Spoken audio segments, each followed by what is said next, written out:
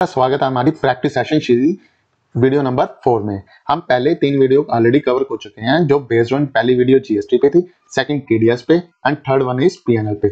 आज की वीडियो में हम कवर करेंगे बैलेंस शीट। और ट्रस्ट मी, आज हम पूरे तरीके से आपको बताएंगे कि बैलेंस शीट कैसे व्यू की जाती है। हर कोई आपको यूट्यूब पे सिखा देगा कि 10 मिनट में बैलेंस शीट बनाए, 15 मिनट में बैलेंस शीट बनाए, पर जब आप उस बैलेंस शीट को एक्सप्लेन ही नहीं कर पाओगे तो क्या फायदा आपका बैलेंस शीट बनाने का। तो इसलिए बैलेंस शीट को बनाने से पहले उसके एस्पेक्ट जानना बहुत जरूरी है। और ट्रस्ट मी, अगर आपने ये वीडियो पूरी देख ली तो आपके बैलेंस शीट के कई एस्पेक्ट क्लियर हो जाएंगे। चलिए स्टार्ट करते हैं। बैलेंस शीट, सबसे पहले बैलेंस शीट होती क्या है? A balance sheet is a financial statement that reports A company asset, liability, share holder equity. ठीक है। Or the purpose of the balance sheet is to reveal the financial status of an organization, mean that it owns or it owes। कि company की जो भी financial status होगा, means financial condition होगी, वो सारी की सारी कौन दर्शाता है? बैलेंस शीट दिखाती है। कंपनी ने कितना प्रॉफिट किया, कितने उसके पास रिजर्व एंड सरप्लस हैं, कितनी लायबिलिटीज हैं, कितने एसेट्स हैं और कितने ही उसके बोरिंग्स हैं। ठीक है, लॉन्ग टर्म बोरिंग्स। ये सारा कुछ क्लियर होता है बैलेंस शीट में। पीएनएल क्या दिखाता है हमें? पीएनएल तो हमें ये दिखाता है कि पूरे ए विद इन ईयर कितनी सेल हुई, कितनी परचेजेस हुई और क्या प्रॉफिट रहा, प्रॉफिट और लॉस रहा है ईयर एंड में। पर बैलेंस शीट हमें बहुत सिनेरियो देती है। चलिए अब आगे बढ़ते हैं। बैलेंस शीट को करने से पहले ये एक ट्रिक को याद कर लीजिए कि एसेट, कंपनी के एसेट निकालने हो तो आपको क्या करना पड़ेगा? Liability plus share holder equity. अगर आप इन दोनों को प्लस कर देते तो आपके एसेट निकल जाते हैं। अगर आपने कंपनी की लायबिलिटीज निकालनी है तो asset minus share holder equity कर दो। ठीक है। और अगर आपने कंपनी की शेयर होल्डर इक्विटी निकालनी है तो आपको क्या करना पड़ेगा? Asset minus liability. ये एक फार्मूला यूज किया जाता है कोई भी बैलेंस शीट के डेबिट और क्रेडिट साइड को जानने के लिए। ठीक है। चलिए अब मूव करते हैं बैलेंस शीट का। अब मूव करेंगे हम साथ साथ में मैं आपको दिखाऊंगा भी कि शेयर होल्डर इक्विटी कैसे बनाई जाती है, कैसे फॉर्म होती है और बैलेंस शीट में किस साइड दिखती है। ठीक है। पहले एक मैं आपको थोड़ा सा क्लैरिटी देता हूँ। यहाँ पे दो तरीके की बैलेंस शीट बनाई जाती है इंडिया में। एक होती है वर्टिकल और दूसरी होती है हॉरिजॉन्टल। ठीक है। वर्टिकल मीन ऊपर से नीचे और horizontal mean left to right. ठीक है। और दोनों के बैलेंस शीट में जो लायबिलिटीज होंगी वो हमेशा रहेंगी क्रेडिट, और जो भी डेबिट साइड होंगे एसेट वो रहेंगे डेबिट साइड में। एसेट हमेशा डेबिट साइड में रहते हैं कंपनी के। ठीक है। अब चलिए मूव करते हैं। सबसे फर्स्ट शेयर होल्डर इक्विटी। क्या होती है शेयर होल्डर इक्विटी? ठीक है। फॉर एग्जांपल आपने एक कंपनी बनाई, इनकॉर्पोरेशन की कंपनी की। ठीक है। आज की डेट में उस कंपनी को चलाने के लिए क्या लगता है? पैसा। ठीक है। आपने कंपनी के में पैसा डाला क्योंकि कंपनी क्या है? एक सेपरेट लीगल एंटिटी है। ये तो सभी ने पढ़ा होगा, सभी कमर्स स्टूडेंट ने पढ़ा होगा कि कंपनी क्या है? एक सेपरेट लीगल एंटिटी है। और आपने जब आप ओनर हो, ये ओनर है और ये कंपनी का बैंक अकाउंट है। ठीक है। पूरे कंपनी का नेम है, एबीसी ले लेता हूँ। ठीक है। जब आपने at the time of incorporation company को पैसा दिया होगा, आप क्या होंगे? फॉर एग्जांपल कंपनी के बैंक अकाउंट में पैसा आया। ठीक है। मेरे जनरल लेजर में वो क्या एंट्री पड़ेगी? कंपनी का bank account debit, credit own हुआ मैं, यानी ए जो ओनर हुआ। जो ओनर की जो भी कैपिटल आती है वो कहाँ आती है? Share holder equity. अब ये किस फॉर्म में होती है? ये होती है दो फॉर्म में। पहली होती है ऑथराइज्ड कैपिटल, जिसमें कंपनी ने स्टैंप ड्यूटी पे कर रखी होती है। आपने कभी देखा होगा एमसीए की साइट ओपन होती है, वहां पे दो कैपिटल दिखाती है, एक ऑथराइज्ड और दूसरी होती है paid up. Paid up means कितने पे कंपनी ने स्टैंप ड्यूटी पेड करके उसकी एलोकेशन कर रखी है। दूसरी वाली कौन सी होगी? ऑथराइज्ड और पेड अप कैपिटल। कंपनी के पास नंबर ऑफ शेयर कितने हैं आज के टाइम पे और उसका क्या प्राइस है, ये मैं आपको दिखाता हूँ साथ साथ में। ऑथराइज्ड कैपिटल कहाँ पे दिखाई जाती है? फॉर एग्जाम्पल ये रेल विकास निगम लिमिटेड की बैलेंस शीट है। ठीक है। यहाँ पे आप देखिए, यहाँ पे इक्विटी आ रही है। पहले कौन सी आई? इक्विटी शेयर कैपिटल कितनी है? 2085 यानी 2085 करोड़। क्योंकि ये बैलेंस शीट किन में बनी हुई है? ये बैलेंस शीट बनी हुई है इन करोड़ में। चलिए आपको दिखाता हूँ कि ये कहाँ पे शो कर रही है। उसने कौन सा पॉइंट नंबर बताया? ये टेबल क्यों बनाए जाते हैं? ये जो नोट्स बनाए जाते हैं ये इजीली फाइंड आउट करने के लिए बनाए जाते हैं कि कहाँ पे कौन सी चीज आपको मिलेगी। यहाँ पे 30 नंबर नोट है, equity share capital. Authorise share capital कितनी थी? Authorise share capital means company के पास कितने ऑथराइज शेयर ले रखे थे? कंपनी ने ले रखे थे 300 करोड़ के शेयर जो ऑथराइज करवा रखे थे प्रीवियस ईयर में, पहले साल में। यही सेम फिगर 24 में भी उठ के आ गई। और पेड कितने पे एमसीए की ड्यूटी पे कर रखी है? तो वो पे कर रखी है 208 करोड़ शेयरों पे। 208 करोड़ क्या रेट पे? 10 रुपए पे। कितना बना? 2085 करोड़, मतलब 2085 सीआर की पेड अप कैपिटल है। ठीक है। अब आगे बढ़ते हैं। ये तो होगी पेड अप कैपिटल की बात। अब चलिए आगे बढ़ते हैं। Reserve and surplus, reserve and surplus क्या होते हैं? यहाँ पे आप समझिए, एक कंपनी के प्रॉफिट का जो भी हिस्सा रहता है वो सारा ट्रांसफर होता है कहाँ पे? रिजर्व एंड सरप्लस में। Company for example last year company ने प्रॉफिट किया 1200 समथिंग करोड़, कुछ भी 100 करोड़, 100 रुपए प्रॉफिट किया कंपनी में, ठीक है। अब वो किसके पास आएगा? या तो कंपनी ने उसमें से डिविडेंड दे दिया होगा अपने एग्जिस्टिंग शेयर होल्डर को, या तो वो आएगा किस फॉर्म में आएगा? रिजर्व एंड सरप्लस में, ठीक है। पहले मैं आपको दिखाऊंगा कहां पे आते हैं रिजर्व एंड सरप्लस, पर उससे पहले आप जान लीजिए रिजर्व एंड सरप्लस कितने टाइप के होते हैं। एक होता है जनरल रिजर्व, सिंपल प्रॉफिट। एक होता है कैपिटल रिजर्व, मींस आपने कैपिटल एक्सपेंडिचर के लिए जो पैसा जोड़ रखा होता है ना, वो आता है कैपेक्स में। उसके बाद आते हैं कैपिटल रिडेम्पशन रिजर्व, और फिर उसके बाद आता है डिविडेंड रिजर्व। पीएनएल से at the time of profit making का, या तो आप डिविडेंड ले लो, या कंपनी क्या कहती है इंटरनल डिविडेंड देती है, तो जो उसका पैसा रखा होता है वो आता है डिविडेंड रिजर्व में।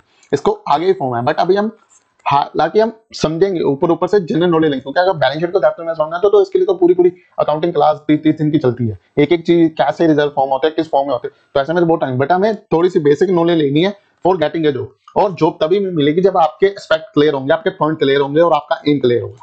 ये बात बिल्कुल माइंड में रखिए, ठीक है। फर्स्ट टाइम जब मैं इंटरव्यू पे गया था ना, तो मैं पढ़ने में थोड़ा ऐसा ही था, टाइप बैक बेंच है, तो मेरे से पूछा गया था कि एसेट और लायबिलिटी क्या आते हैं, बैलेंस शीट के किस साइड में आते हैं।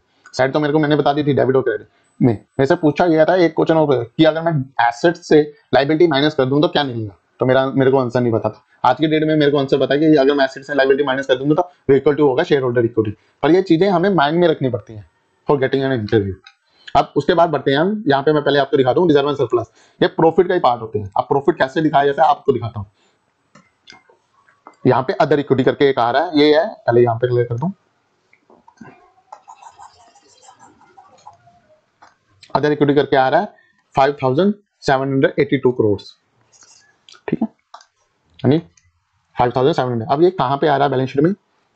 पे डाउन किया, उन्होंने पूरी समरी बना रखी थी पे डाउन कैसे कैसे बने, किस फॉर्म पे बने। अब आते हैं हम अदर इक्विटी पे, जिसे हम बोलते हैं reserve and surplus, reserve and surplus, ठीक है। ओपनिंग बैलेंस के पिछले साल का जो भी ओपनिंग बैलेंस था वो क्या था? वो था 4323 करोड़। और उसके बाद इस साल कितने सरप्लस ऐड हुए, मतलब कि कितना प्रॉफिट ऐड हुआ। इस साल का जो कंपनी का प्रॉफिट था वो था 1462 करोड़। अब ये कहां पे देखूंगा मैं? हम एक एक चीज को कंफर्म करेंगे। प्रॉफिट आफ्टर टैक्स जो मेरा आया था, आपने देखा होगा यहाँ पे आया था इसी साल की बैलेंस शीट में 14, यहाँ पे 14,000 करोड़, ठीक है। ये कहां पे हिट हुआ जाके? ये हिट हुआ रिजर्व एंड सरप्लस में। और उसके बाद जो मैंने माइनस किसको किया? फाइनल डिविडेंड, जो लास्ट में कंपनी डिविडेंड देती है उसमें माइनस कर दिया। अब डिविडेंड आपको ने देखा होगा, यहाँ पे एक बैलेंस शीट बनी हुई, यहाँ पे डिविडेंड था, सॉरी मैंने मनी कंट्रोल आपको एक्सेल की बैलेंस शीट में दिखाया था, आप मेरी वीडियो में देखेंगे तो वहाँ पे 75 डिविडेंड के आ रहे थे, तो यहाँ पे बैलेंस शीट में उन्होंने फॉर्म किया, तो उसको माइनस कर दिया डिविडेंड को। और मेरे पास नेट कितना रह गया? मेरे पास रह गया 71 डिविडेंड को माइनस करने के बाद मेरे पास नेट रह गया 5782 करोड़, ठीक है। और इतना यहाँ पे आ रहा है अदर इक्विटीज में। ये हो गए जनरल रिजर्व। अब उसके बाद आते हैं नॉन करंट लायबिलिटीज, ठीक है। अब नॉन करंट लायबिलिटी को समझेंगे। ये दो तरीके की होती हैं। लॉन्ग टर्म लायबिलिटीज मींस कि एक साल से ऊपर की देनदारी है कंपनी के, कंपनी ने किसी इंस्टीट्यूशंस, बैंक या कोई अदर ऐसी कोई लायबिलिटी कंपनी के ऊपर जो एक साल से ज्यादा की दे रही है, जैसे फ्रॉम लॉन्ग टर्म लोन ले रखा है कोई 10 साल। लॉन्ग टर्म लोन कितने का होता है? मिनिमम 10 से 12 साल का। तो वो कहां रिपोर्ट करते हैं? लॉन्ग टर्म लायबिलिटीज में, ठीक है। और वही शॉर्ट टर्म लायबिलिटीज क्या होगी, ये मैं आपको दिखाऊंगा एग्जांपल के साथ। शॉर्ट टर्म लायबिलिटी मींस कि एक साल से कम, अगर कोई भी लोन आपका, कुछ भी ऐसी लायबिलिटीज है जिसमें या तो आप कह लो एक्सपेंसेस पेबल है, सैलरी पेबल आपकी एक मंथ की, ठीक है, कोई ऐसे एक्सपेंसेस हैं जैसे बिल पेबल है, रेंट पेबल है, तो ये सारा किसमें आता है? शॉर्ट टर्म लायबिलिटी, क्योंकि इसको सैलरी तो हर मंथ जानी है, रेंट भी हर मंथ जाना है, कोई ऐसा एक्सपेंस है जैसे ऑडिट फीस है वो भी एक साल के अंदर ही जाने हैं, तो वो सारा किसमें कवर करता है? Short term liability. चलो इसको दिखाता हूं मैं आपको बैलेंस शीट में। अब यहाँ पे ये देखिए बोरिंग्स, पार्ट 1 में उसने 50 नंबर पे कवर कर रखे हैं कंपनी के बोरिंग्स। लीज बोरिंग, जो लीज पे एग्रीमेंट हो रखे हैं उसकी देनदारी देनी है, इसके लीज के एग्रीमेंट इस कंपनी के रेल विकास निगम के सारे होते हैं। मोस्ट ऑफ 98% जो भी एग्रीमेंट है वो सारे हैं IRFC के साथ, ठीक है। अदर फाइनेंशियल लायबिलिटी, किसी और से लोन ले रखा है वो है। और उसके बाद आते हैं प्रोविजन। अब इसमें प्रोविजन कौन सी होंगी मैं आपको दिखाऊंगा। इसमें मोस्ट ऑफ प्रोविजन आती है ग्रेचुइटी की, क्योंकि ग्रेचुइटी तो कंपनी ने एक साल के बाद के बंदों को देनी है ना। Other current liability 70 number. अब एक एक करके आपको दिखाऊंगा यहाँ पे मैं। सबसे पहले पॉइंट था 50 नंबर। अब इस कंपनी ने जो सिक्योर लोन ले रखा है, किससे ले रखा है? आईएफएफ से, पहले बताया था आपको। उसका ओपनिंग बैलेंस कितना था? 49 पिछले साल का, ठीक है। और क्लोजिंग कितना आ गया? 55,515, ठीक है। यहाँ पे कितना? First match. उसके बाद आती है lease borings, other non current maturity on lease liability, कितनी है? 27 करोड़ की, second match. Other financial liabilities, total amount कितना? 706 crore. Performance and security deposit retention money, company ने और वो कितना है? कंपनी ने अपना कोई रिटेंशन मनी जो कंपनी के बाद डिपॉजिट है वो देना है, पर वो देना कब है? 10 साल के बाद, ठीक है। 1 साल के बाद, सॉरी 10 साल नहीं, क्या हो इसका पीरियड 2 साल हो 3 साल हो, ये होते हैं। अब उसके बाद 706 करोड़ मैच कर लिया। उसके बाद हम मैच करेंगे प्रोविजंस। प्रोविजन कितनी है? 15 करोड़ की। मैं पॉइंट्स में डिजिट इसलिए नहीं बता रहा हूँ क्योंकि पॉइंट में डिजिट ज्यादा टाइम कंज्यूमिंग है। अब प्रोविजन फॉर एम्प्लॉय बेनिफिट कौन से हो गए? ग्रेचुटी हो गया, ठीक है, जो नहीं पे करते, क्योंकि ग्रेचुटी पेड कब होती है? 4 साल के बाद पे की जाती है ना आपको, 4+8 मंथ के बाद पे होती है, तो ये वो है, ठीक है। अब उसके बाद करंट में भी है कंपनी के पास, वो कितने टोटल? पॉइंट नंबर 16 का 54 है, सॉरी, अच्छा 50.6 हो गया, और लास्ट में आ गया 71, ठीक है। ये हो गया करंट प्रोविजन। अब उसके बात करेंगे नॉन करंट लाइबिलिटीज। लाइबिलिटीज मतलब 1 साल से कम की। कंपनी के पास बोरिंग्स 472 करोड़ की बोरिंग्स है। अब यहाँ पे देखेंगे 70 नंबर, ये पॉइंट सारे बनाए होते हैं, फेयर वैल्यू ऑफ प्लान, ऐसे सब सबके नोट्स बने होते हैं, तो नोट्स इजीली अंडरस्टैंड रहते हैं कि कैसे किसी को फाइंड आउट करना। अब 17 कंपनी के पास जो नॉन करंट लाइबिलिटीज है, फाइनेंशियल लाइबिलिटी, फेयर वैल्यू कोई एडजस्टमेंट की लाइबिलिटीज है, वो एक ही साल में कंपनी ने देनी है, वो 17 करोड़ की है। उसके बाद फाइनेंशियल लाइबिलिटी कंपनी की बोरिंग्स होगी 472 करोड़ की, इसको भी करेंगे यस।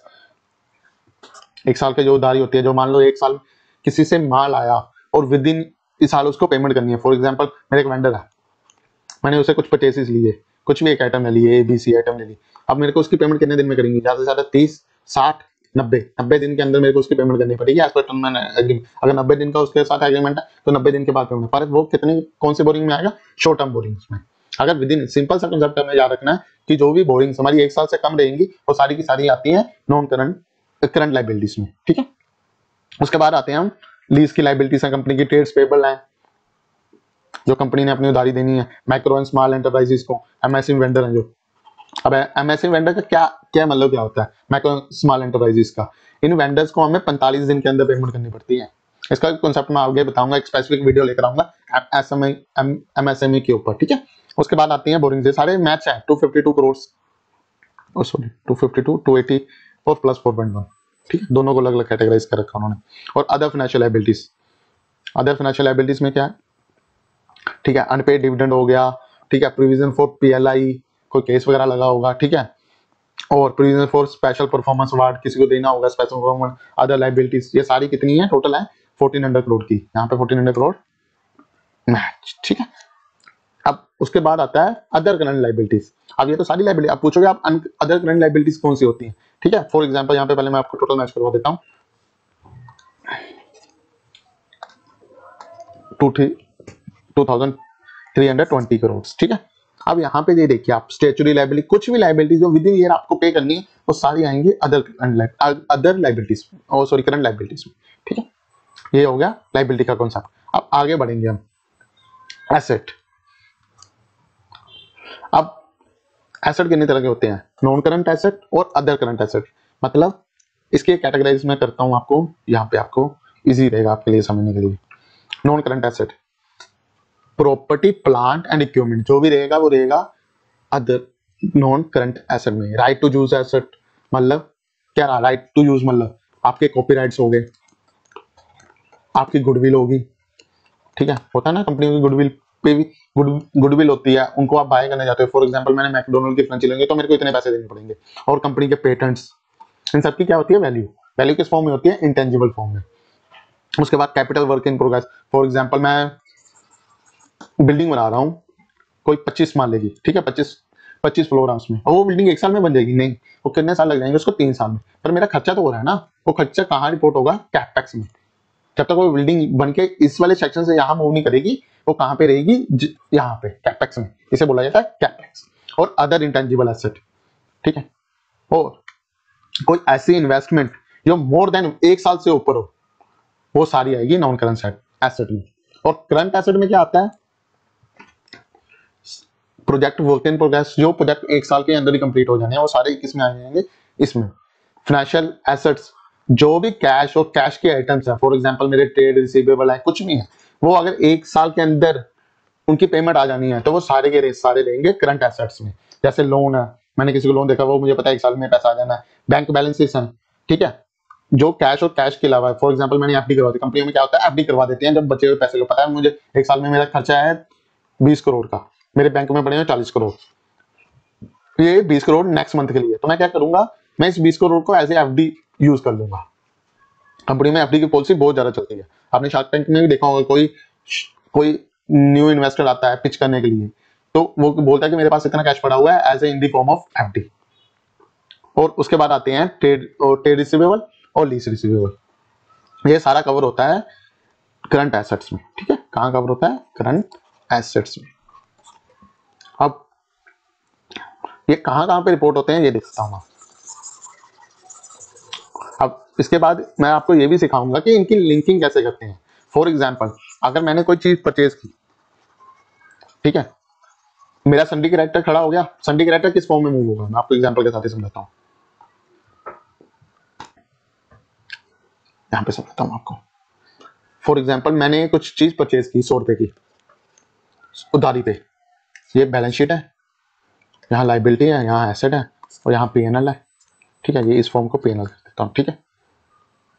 अब मैंने 100 रुपए की चीज परचेज की क्रेडिट पे, 100 रुपए उधारी होगी, ठीक है, ये एसेट में कब आएगी, पीएनएल में परचेज की, जब तक सेल नहीं होती वो चीज किस फॉर्म में रहेगी, क्लोजिंग स्टॉक में, किसमें रहेगी, क्लोजिंग स्टॉक, और क्लोजिंग स्टॉक एसेट में किस साइड आता है, अंडर करंट एसेट आता है, ठीक है। हो गया डेबिट और credit match, debit credit match, यहाँ क्या हुआ, डेबिट परचेज, आपने नॉमिनल अकाउंट का रूल तो सिखाया था ना पिछली वीडियो में, debit all the expenses and losses, credit all the income and gains, ठीक है। यहाँ पर क्लोजिंग स्टॉक क्या हो गया, क्रेडिट, ठीक है, debit credit match, balance sheet match. हमेशा एक चीज का याद रखना कि बैलेंस शीट में अगर आपका कुछ भी पीएनएल पे इंपैक्ट करेगा तो वो सीधा डायरेक्टली हिट करेगा बैलेंस शीट को, और वहीं आप कोई भी क्रेडिटर, फॉर एग्जांपल मैं नेक्स्ट एग्जांपल लेता हूं यहाँ पे आपके लिए। अब ये पीएनएल है मेरा, मैंने पीएनएल और ये बैलेंस शीट है, ठीक है, यहाँ पे आगे मेरी लाइबिलिटी एसेट, ठीक है, पीएनएल में मेरा डेबिट साइड, मेरा क्रेडिट साइड। यहाँ पे मैंने सेल की कुछ स्टॉक, मेरे पास 200 रुपए का ओपनिंग स्टॉक था, ठीक है, सेल की 100 रुपए की, विद इन ईयर कोई परचेज नहीं है, कोई कुछ नहीं, क्लोजिंग स्टॉक रह गया 100 रुपए। अब ये इसका इंपैक्ट कहां पड़ेगा, यहाँ पे इसका इंपैक्ट क्या पड़ेगा। अब ये 100 रुपया मेरा एसेट में कैसे, फॉर एग्जांपल ये पहले बैलेंस शीट, ये बिफोर सेल थी, इस बैलेंस शीट को नाम देते हैं बिफोर सेल, और ये आफ्टर सेल। अब इसमें मेरे पास क्या था, 200 रुपए की इन्वेंट्री थी, मेरा क्लोजिंग स्टॉक 200 रुपए का था ना, इन्वेंट्री फॉर्म आता है ना बैलेंस शीट में, ये बैलेंस शीट दूसरी कंपनी की है, अगर ये ट्रेडिंग अकाउंट या कोई ऐसे एफएमसीजी प्रोडक्ट की होती है, यहाँ पे क्लोजिंग स्टॉक दिखाता है मैं आपको, ठीक है, मैंने अटैच कर रखा है, यहाँ पे देखिए अगर होगा रिसीवेबल क्लोजिंग स्टॉक, अब यहाँ पे देखिए क्लोजिंग स्टॉक, ठीक है, ये आफ्टर की बैलेंस शीट है सेल में। अब इसमें क्या इंपैक्ट पड़ा, हमने ना ही कोई परचेज, यहाँ पे लाइबिलिटी और ये एसेट, अब हमने सेल करी हुई है 100 रुपए की उधारी पे, यहाँ पे क्या इंपैक्ट पड़ा, यहाँ पे मेरा एक बन गया 100 रुपए का संडी डेटर बिल रिसीवेबल, ठीक है, यही इसी फॉर्म में बोलते हैं ना कि पेमेंट आनी है, क्या बोलते हैं उसे, ट्रेड रिसीवेबल, क्या बोलते हैं, ट्रेड रिसीवेबल। और दूसरी फॉर्म जो क्लोजिंग स्टॉक पहले 100 रुपए था, अब क्या बन गया, 200 रुपए का था, अब क्या बन गया, क्लोजिंग स्टॉक हो गया 100 रुपए का, आपका 200 साइड में। मैं भी लाइबिलिटी वाले पार्ट में नहीं गया, इंपैक्ट कैसे किया एक सेल की फिगर को, ये दिखाया आपको। हमेशा कोई बैलेंस पीएनएल में कुछ भी होगा तो उसका इंपैक्ट डायरेक्टली लिंक होगा बैलेंस शीट के साथ, ठीक है। चलिए अब आगे बढ़ते हैं, करंट एसेट तो हमने कर लिए, अब मैं आपको बैलेंस शीट का हिस्सा तो मैंने दिखाई दिया, पर एक वो तो थी एक कंपनी की बैलेंस शीट जो section under section company act 2013 में बनाई, और ये बैलेंस शीट है सिंपल फॉर्म में जिनको यूज किया जाता है for a proprietor business, for a partnership firm. इस पार्टनरशिप फर्म में एलएलपी को एक्सक्लूड कीजिए क्योंकि उसकी बैलेंस शीट भी सेम वैसे बनती है। अब इसमें क्या हुआ, कैपिटल, सबसे पहले क्या आता है, शेयर होल्डर का पैसा, पूरे साल का जो भी नेट प्रॉफिट था वो कहाँ है, इसमें एडजस्ट हुआ, टोटल होके क्या बन गया, ये बन गया। अगर लॉस हो, अगर प्रॉफिट हो तो ऐड होगा, लॉस हो तो माइनस होगा, कैपिटल क्या होगी, सेम आ जाएगी। फॉर एग्जांपल मेरा कैपिटल थी 100 रुपया, उसी साल में मेरे को प्रॉफिट हो गया 12 रुपए, तो मेरी कैपिटल कितनी की, 112 रुपए की। और सेम फॉर एग्जांपल कि अगर मेरी कैपिटल थी 100 रुपए की, लॉस हुआ 12 रुपए, तो कैपिटल कितने की रह जाएगी 88 की। यहाँ पे long term loan from bank and FIIs other long term liabilities, ठीक है, लॉन्ग टर्म बोल दिया उसने, मतलब एक साल से ऊपर की है, मतलब एक साल से ऊपर की लाइबिलिटीज है। और वहीं आ जाएंगे current liabilities. Current liabilities means एक साल से कम की लाइबिलिटीज है। आपको फिर दिखा देता हूँ, करंट लाइबिलिटी का पार्ट मैंने शायद ऊपर नहीं करके दिखाया आपको। यहाँ पे 18.1 में